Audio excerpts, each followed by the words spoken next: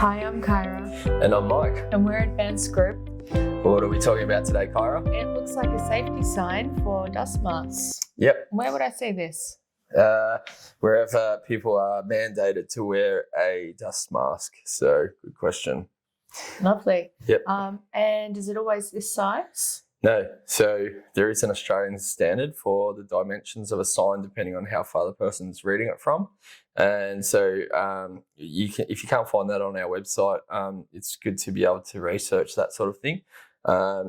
Obviously, WorkSafe is going to be a little bit lenient if you have the wrong size sign.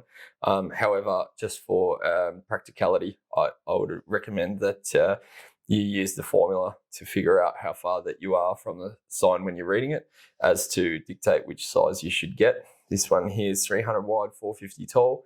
There are others which are bigger, 450 by 600 or 225 by 300. And so, just be sure that you're choosing the right one. Also, there are stickers in smaller sizes as well, but this one here would be slightly on the larger size for a factory. Not necessarily, but a lot of people put these sorts of signs near the machines where the machines are making the dust. It does say in this area, so it is sort of a generic sign that's sort of like covering the whole area. So, if you only wanted one sign at your plant, your factory, then you could just have one if you don't have a giant factory, and try and get away with that at the entrance. But debatably, you might have several smaller ones at the machines that are making the dust rather than just one at the entrance. So, there's always a chance that people forget or miss the sign in walking in or something like that. So, for practicality, you might want multiple smaller ones rather than one giant one.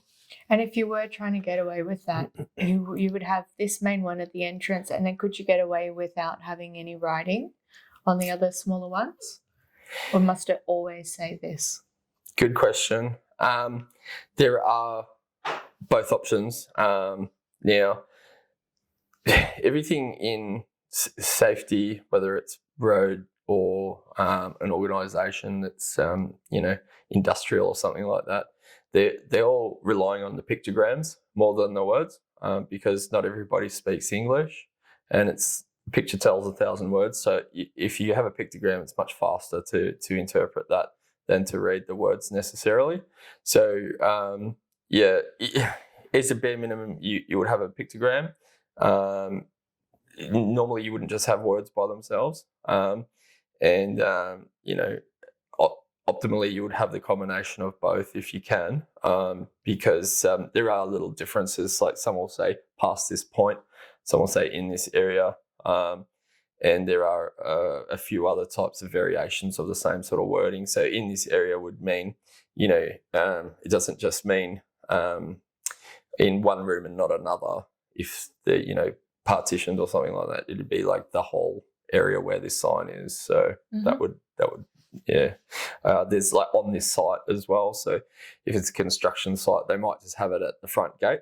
So that would, or even some industrial factories, they would have it possibly at the front gate and not have them littered everywhere else throughout, because on this site would mean the whole site.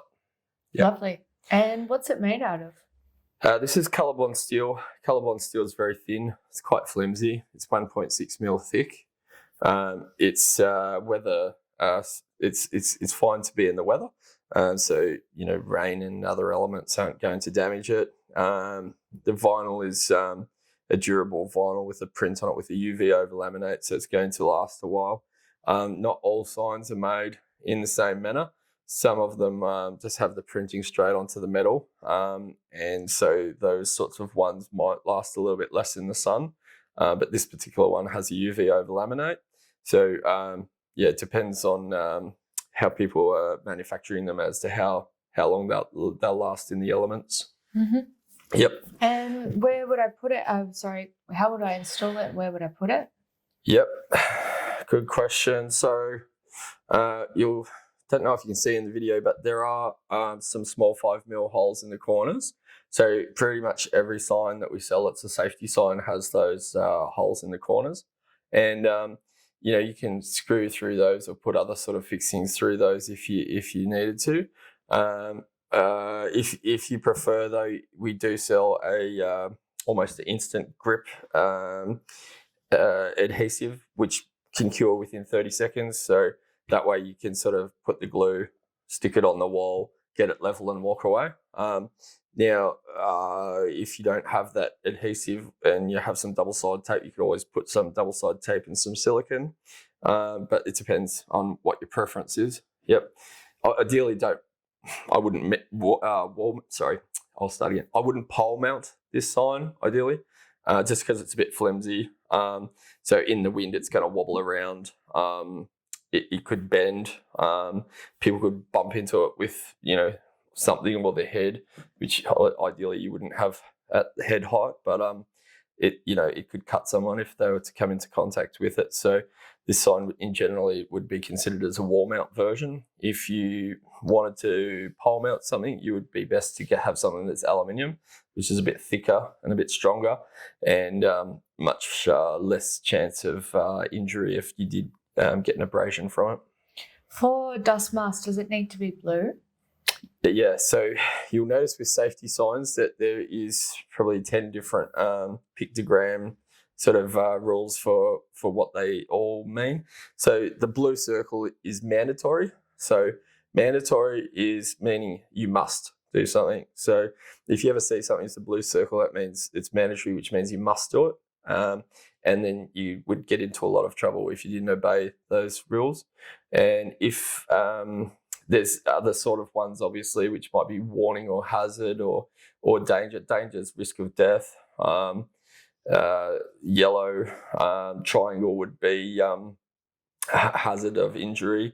Blue circle is mandatory. You're mandated to do it. You can't. There's no excuse. So you have to do it. Yep. Good question.